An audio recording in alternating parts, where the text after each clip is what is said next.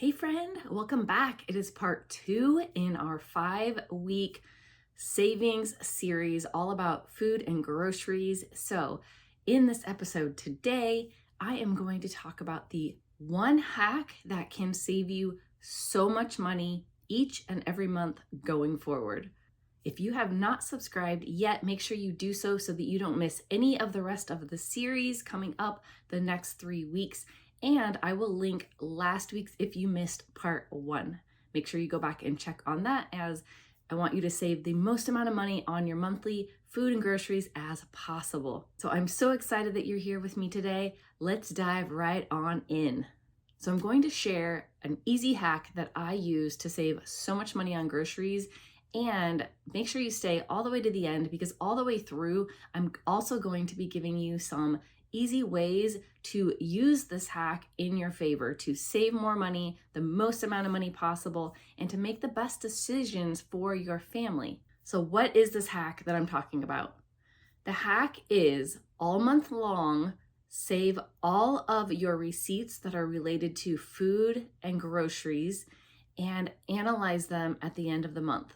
So how do we do that? I'm going to teach you how to analyze them, and it won't take a lot of time, I promise. It will result in so much savings in your food and grocery budget every month, which, by the way, I don't know if you know this, but for families, food is one of the top 3 expenditures every single month. And I would argue most of the time it's one of the top 2. Your rent or mortgage is the other one of the top 2. And then transportation is usually the 3rd largest. So unless you have several car loans, food and groceries is most likely going to be your 2nd largest expense every single month. So this series is to help you reduce. This hack is going to help you reduce your expenses. And let's dive in on how to best analyze those receipts. So just set aside like a baggie or something where you can put every single receipt that you have all month long related to your groceries at the store, convenience store purchases, even dining out, your coffee purchases, if you have lunch out with anyone, coworkers, friends, happy hours, dinners out at restaurants, birthday dinners, whatever it is. If it's related to food and consumables, go ahead and save it into a baggie or a drawer or container that you have. So the first step you're going to want to do at the end of the month to analyze your receipts, and you can also do this all month long if it's easier for you, but not necessary, it doesn't take that much time, is to sort your receipts in like items. So what do I mean by that? All of the grocery purchases together in a pile, all of your dining out in a pile, and it could be more helpful for you to separate coffee versus lunch versus dinner if you have many receipts in each of those categories. If you don't have a lot, then not necessary to separate those out, but dining out would all be one pile. And then if you have anything like convenience store purchases, where it's like a grocery, but it's kind of those snack items, the sodas, the snacks, whatever you go get, if you're getting gas and you run in and get food or a snack, those are the convenience store purchases. And that would also include if you had any grocery items, like you ran out of milk and you ran to the closest convenience store, put that in the convenience store pile rather than the grocery pile. And then if you want, you can total up the amount you've spent in each area just to give you an idea of your starting point. Sometimes that can be really eye-opening if you think you don't really dine out very often, but adding up the total is like mind-blowing. Like, how does it cost this much money to take my kids out for dinner, right? Like, how does this add up? Or coffees, maybe you only go a couple times a week, and maybe your spouse or partner goes out a couple times a week, and by the end of the month, it's added up to a lot. So that can be some motivation just to work on this hack going forward to help you realize how much you actually are spending in these categories. Okay, so looking at your receipts, first you want to make a decision if there's anything you felt was unnecessary spending. And this is by your definitions. There's no right or wrong, there's no judgment, but what you felt like was unnecessary to spend that because maybe there was a reason why that you felt like it could have been avoided. And also what could be considered unnecessary spending, maybe just something where you felt you paid too much money for something. Maybe buying the milk at the convenience store cost twice as much money as buying it at the grocery store, for example. Maybe you feel like you have a daily habit, or your spouse or partner has a daily habit of getting a soda at the convenience store every day. That's something that my husband used to do every single day, is go buy that Mountain Dew on the way home from work. And it really added up when we decided to do the math and really figure it out. Okay, so first, for any of the unnecessary spending, what you have defined as unnecessary or just too much for something, you want to make a plan. Okay, so I'm going to use the soda example for my husband. When he would go to the convenience store every day and buy one Mountain Dew, like 20 ounce, or I don't know how many ounces. Sometimes he would go to, Walmart that was on the way home, and they had like the 1 liter size, I think, for $1 at the time. So any of those, that daily soda purchase, we added that up, and it was a lot. It doesn't seem like it's a lot when it's $2.69, $2.39, $1, but it does add up over time throughout the entire month. And that's literally for one soda, which he didn't need anyway, wasn't doing his health any good, but it was a habit. He was something he really wanted and craved every single day because it was a habit, right? So the first step that we did, and this can be something that you want to look at your expenditures and say, what could I do to reduce this expense? So for him, he didn't want to give up that daily soda, but we checked into the cost and noticed at Costco, we had a Costco membership, and a case of like 36 cans of Mountain Dew came out to way less per can. I can't remember the cost. It might have been 50 cents, 36 cents, something like that. It was really low cost compared to what he was spending going to the convenience store every day. So just automatically by making that switch, we saved a lot of money from what we were spending, and he didn't have to change his habit at all. And then from there, I think we started realizing that the local grocery store sales, they would occasionally have really, really big sales on soda, on the 24 packs of cans. And it would be like buy 2, get 3 free. I know they still do this, but of course the cost has gone up. But the sales still work out occasionally to less per can than even the Costco price per can. So once we realized that, then we would stock up a great deal when those sales would happen at the grocery store and no longer buy at Costco. So again, we have further reduced the expenses that we had, and he still had his daily Mountain Dew. Another thing you could try, depending on what your item is, my husband was not willing to, but depending on what your items are that you feel were unnecessary spending, is look into generic brands or just another brand that may be on sale that is a very similar item. So this can work when it is, let's say, rice. Like you're buying rice at the grocery store for your meals. Look for one that is a generic brand or one that is greatly on sale for the week. The stores will put certain items on as what they call a loss leader. And this means they are actually taking a loss when you buy that item, but they're doing that to incentivize you to get you in the store. And they know that most people, once they're in the store, will spend more money and buy more things. And overall, they're going to make some profit. So if they don't care that they've took a little loss on the one item, they've made profit on a bunch of other items. So be willing to look at other brands and try them out if they are the ones on sale, and also try the generics. Sometimes the generic brands are made by one of the most popular brands out there. They just have to put a different label on it. But a lot of times the grocery stores now have their own generic labels, and they manufacture and make pretty good products too. So depending on the product, you may like it just as much. So this can work when there are certain brands that you buy just out of habit, and it's just because you haven't really tried other brands. You tried it once, you liked it, and you just always buy that brand. But you may like other brands as much, if not even more, than the one you've been buying, and may save a lot of money. And of course, you can challenge yourself then to consume less often anything that you feel is unnecessary. With my husband, he did decide to start only consuming the soda maybe a few times a week, and really try to drink more water on other times. He was trying to work on his health a little bit, but wasn't fully ready to give up his soda habit entirely. So he started just kind of making changes and challenging himself to only drink the sodas maybe 3 times a week. And that further reduced our expense. So challenge yourself. Is it something that you can reduce the amount of times per week you consume, or just as often, but maybe less at once. If you buy a larger soda and now you have a smaller soda, for example, a larger coffee and now you get a smaller coffee, for example. And then, of course, is this something you can eliminate altogether? That's up to you. And in the end, my husband continued to want to work on his health and gave up soda entirely. And that was his own choice. That was on his own. But it started out with us reducing costs. And in the end, he still does not buy soda or consume it, except on occasion when it is available, if we are at a barbecue somewhere.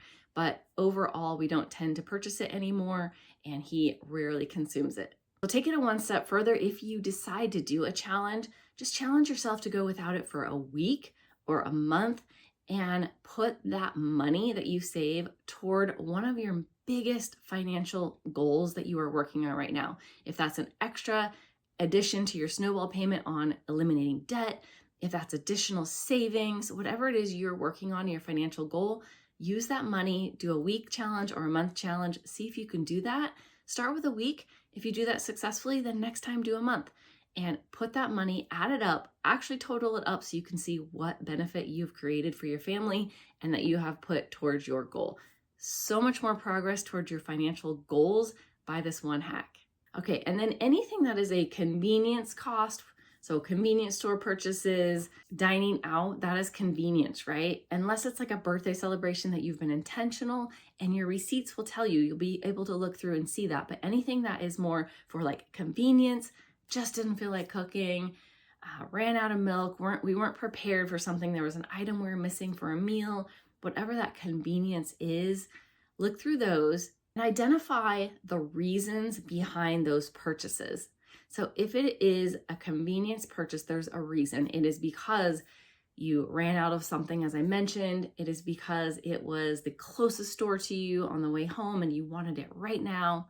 Maybe you have a meal plan that's going to take too long and you are too tired. Work went late, whatever it is. You already knew you had a long day today and now you just can't find it in yourself to make that dinner. So running by the fast food place on the way home to get dinner, things like that. Look for the reason behind, because that reason will propel you into making some better choices and better preparations to reduce your cost overall. So can any of those convenience purchases be eliminated?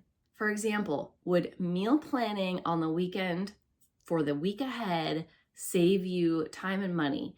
Would you be able to plan, look at your schedule, know which days are going to be really hectic, busy? Maybe the kids have sports after school or after work, or you know that's going to be a long work day. Or maybe you have, I know I used to have these long classes during the day and I was wiped out at the end of the day. There was like no energy left just from learning all day. It takes a lot out of you.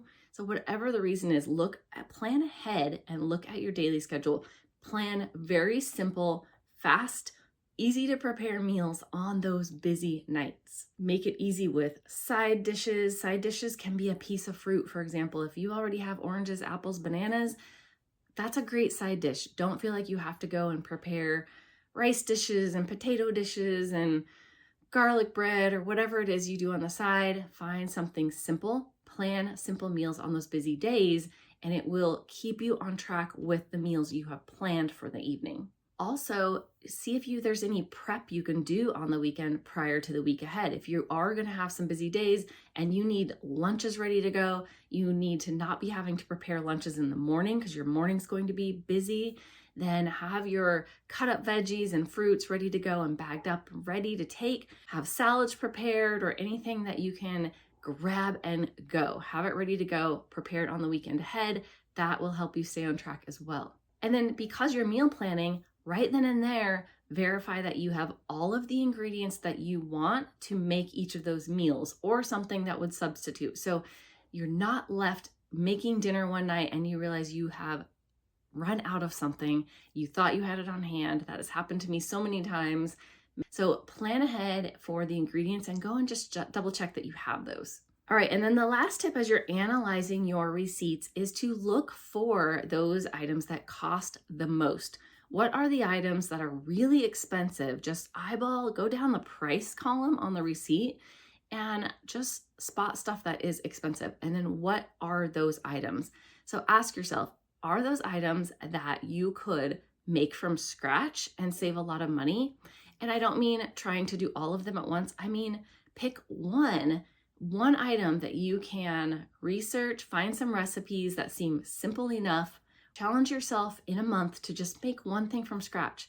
So look for those items that are really expensive, that are already prepared or processed type foods, and see if you could make them from scratch. Search online for some recipes for whatever the item is. Let's say it's biscuits. Maybe you get the Pillsbury canned biscuits or the frozen ones that you heat in the oven. Go online. There are so many biscuit recipes, but look for words like simple biscuit recipe or old-fashioned biscuit recipe, something like that that has few ingredients. They're ingredients you can easily find or tend to always have on hand, and they're typically low-cost ingredients. So just one time, challenge yourself in a month to make biscuits from scratch. You may never again want to purchase more expensive biscuits that have been made for you, and you will save a lot of money and learn how to do it really fast. It'll become very easy for you to do.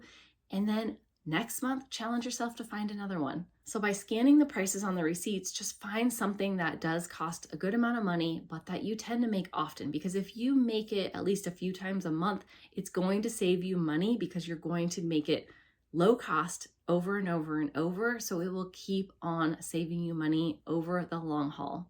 And then also, is it an ingredient that costs a lot? So maybe it's something that costs a lot of money. That is one ingredient, not really something that you can make at home. Maybe it is. Maybe making your own almond milk would save you money. It may not though. So look at what is the ingredient. Is it a certain spice? Is there an easy substitution and a lower cost substitution item that you can use to replace the really expensive item? Maybe you find a great deal on applesauce and egg prices go up again, and you can use applesauce as an egg replacement in pancakes, in baked goods, in breads. You can even Google if you have an expensive item that isn't a single ingredient item on your list. Google the words replacement item for insert food and see what comes up. You'll probably get a lot of different ideas that you were not aware of that could be a simple replacement. There could be a different spice that is very similar to the spice that you spend a lot of money on, and maybe the other spice is a way more affordable. So that's another way that you can reduce those costs on those specific line items on your grocery receipts that cost a lot of money, and without changing the taste of your food or the quality of your meals. So I promise you, it does not take a lot of time to analyze your receipt at the end of each month, but what it can do is give you a lot of great information that helps you make the right decisions, intentional decisions for your family, for your food choices, your grocery choices, your money spending choices each and every month that will really propel you even further by reducing your food costs each and every month. That is going to save you hundreds every month going forward, which will turn into thousands, tens of thousands, and on and on. These are skills you'll know forever. These are reductions you have in your costs forever. So this is a simple hack that can save you so much money. I really encourage you to give it a try and let me know, comment, is this something that you have ever done? Do you look at your receipts? And what else do you look for? What are some great tips that you can share for what you look for and how you have made replacements or changed habits or found better deals on the same type of item? Share with us so we can all learn and grow and help our families become more financially stable, eliminate debt, grow our savings, and thrive on a single income if that is what your family is trying to do. I hope this helped you today. Remember to subscribe. We've got 3 more in this series, and I can't wait to share and help you save even more money throughout this food and groceries series. So thanks for spending this time with me today. If you liked this video, please give it a thumbs up and share it with a friend. Take care. I'll see you next time. Blessings to your family.